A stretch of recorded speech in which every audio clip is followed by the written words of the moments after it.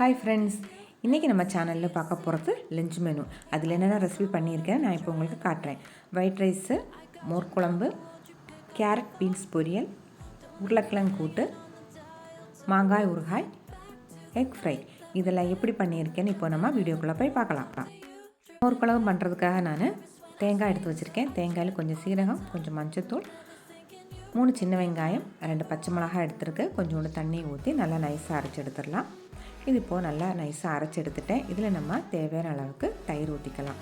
புளிப்புக்கு ஏற்ற மாதிரி பார்த்து ஊற்றிக்கலாம். புளிப்பு இல்லாட்டி நிறையா ஊற்றிக்கங்க. புளிப்பு ரொம்ப இருந்துச்சுன்னா அளவாக மட்டும் ஊற்றிக்கலாம். இதை மிக்சியில் இந்த மாதிரி ஒரே ஒரு சுற்று மட்டும் எடுத்துடலாம்.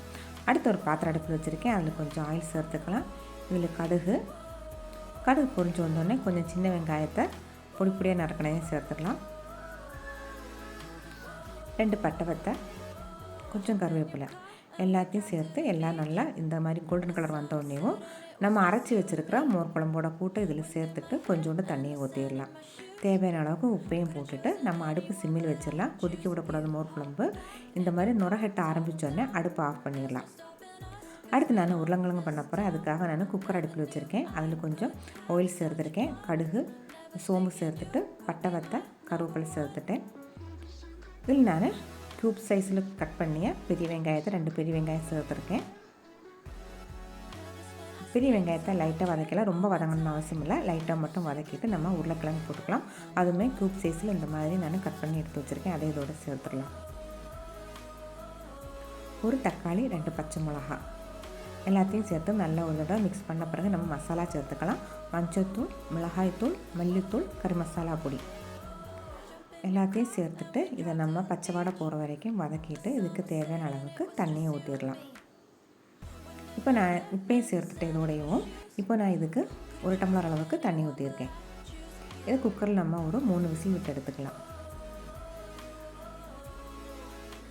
இப்போ நம்மளுக்கு உருளைக்கிழங்கு வந்துடுச்சு. குக்கரை ஓப்பன் பண்ணிவிட்டு அடுப்பு லைட்டாக ஆன் பண்ணி விட்டு நம்ம ஒரு தடவை அந்த தண்ணியெல்லாம் கொஞ்சம் வத்துற வரைக்கும் வற்றி வச்சு எடுத்துட்டாங்கன்னா நம்மளோட உருளைக்கிழங்கு கூட்டும் இங்கே ரெடி ஆயிடுச்சு. அடுத்ததாக நான் மாங்காய் ஊறுகாய் பண்ண போகிறேன். அதுக்காக ஒரு பாத்திரம் அடுப்பில் வச்சுட்டு அதில் நல்லெண்ணெய் ஊற்றிருக்கேன். அதில் கொஞ்சம் கடுகு, சின்னதாக நறுக்கின பூடு, பட்டை வத்தை, கருவேப்பிலை சேர்த்துருக்கேன். இது நல்லா கோல்டன் கலர் ஆகிற வரைக்கும் நல்லா வதக்கிடலாம். அடுத்ததில் நம்ம மிளகாய்த்தூள், மஞ்சத்தூள் சேர்த்துக்கலாம். கொஞ்சோண்டு பெருங்காயத்தூள் சேர்த்துக்கலாம். ஏற்கனவே மாங்காவில் நான் உப்பு போட்டு தனியாக எடுத்து வச்சுருக்கேன். இதை நல்லா வதங்கின பிறகு நம்ம இப்போது அடுப்பை ஆஃப் பண்ணிடலாம். கொஞ்சோண்டு வெந்தயத்தூள் நான் இதோட சேர்த்துருக்கேன். இப்போ அடுப்பை ஆஃப் பண்ணிவிட்டு அந்த கூட்டெல்லாம் ஆறிடுச்சு. ஆறின பிறகு நம்ம மாங்காவை சேர்த்து நல்லா மிக்ஸ் பண்ணி எடுத்துடலாம்.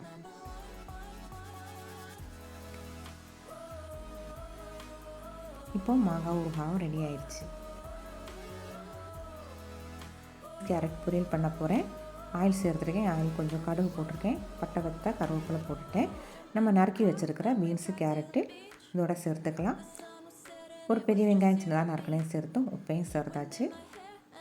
இதை ஒரு தடவை நல்லா மிக்ஸ் பண்ணி விட்டுட்டு நம்ம இதில் கொஞ்சோண்டு தண்ணியை ஊற்றிடலாம். தண்ணியை ஊற்றி மூடி வச்சிடலாம். நம்ம 5 நிமிஷம் மூடி வச்சோடனே நம்மளுக்கு இதெல்லாமே நல்லா வெந்துருச்சு. இப்போ நம்ம இதுக்கு தேங்காய் சேர்த்துக்கலாம். இந்த தேங்காயில் நான் பட்டை வத்தை, பூடு, சின்ன வெங்காயம், சீரகம், மஞ்சள்தூள் போட்டு அரைச்சிருக்கேன். இது எல்லாத்தையும் நம்ம இப்போ இதில் சேர்த்துட்டு இன்னொரு 2 நிமிஷத்துக்கு மட்டும் மூடி வச்சிடலாம். அந்த தேங்காவோட பச்சை வாடை எல்லாம் போகிறதுக்கு இந்த மாதிரி 2 நிமிஷம் மூடி வைக்கிறது. பொரியலும் ரெடி ஆயிடுச்சு. அடுத்து முட்டையை ஃப்ரை பண்ணிடலாம். முட்டை ஃப்ரை பண்ணுறதுக்காக ஒரு பாத்திரத்தில் நான் ஆயில் சேர்த்துருக்கேன். இதில் கொஞ்சம் மிளகாய்த்தூள், குருமிளகு, மஞ்சத்தூள், கறி மசாலா பொடி சேர்த்துருக்கேன். இதோட கொஞ்சம் கருவேப்பிலையும் சேர்த்துட்டு நம்ம முட்டையும் போட்டு ஃப்ரை பண்ணி எடுத்துடலாம். இப்போது முட்டை ஃப்ரையும் இங்கே ரெடி ஆயிடுச்சு. நம்மளோட லஞ்ச் ரெசிபியெல்லாம் சூப்பராக இங்கே ரெடி ஆயிடுச்சு. ரொம்ப சிம்பிளாக செய்யக்கூடிய இந்த லஞ்ச் ரெசிபியை நீங்களும் ட்ரை பண்ணுங்கள். ரொம்ப ஈஸியாக இருக்கும்.